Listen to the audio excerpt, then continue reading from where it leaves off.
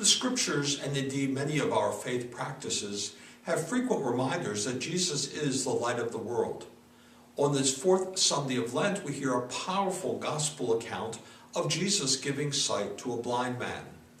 As wonderful as that is in and of itself, we realize it is also showing that Jesus is the fulfillment of the prophets.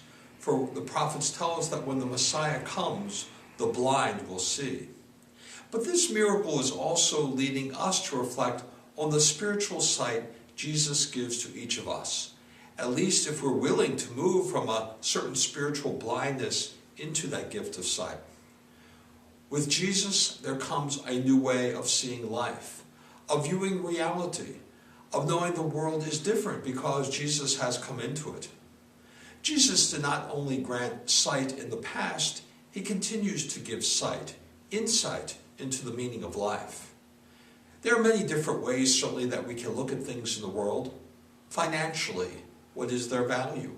Historically, what impact have they had? Aesthetically, are they a source of beauty and inspiration? And so on. But the disciple of Jesus is invited to see the world in spiritual terms. In other words, what is beyond what is on the surface and what we might say comes from the heart. Beyond the earthly and into the eternal. Again, the scriptures give us many of these messages.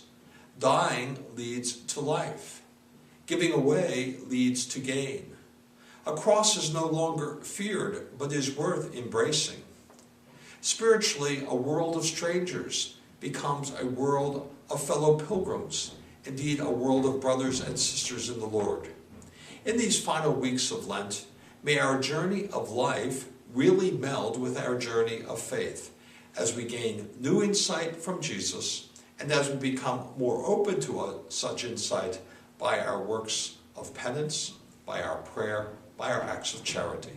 This is Father Donald at St. Clement Church of Rosedale, again wishing you the Lord's gift of peace.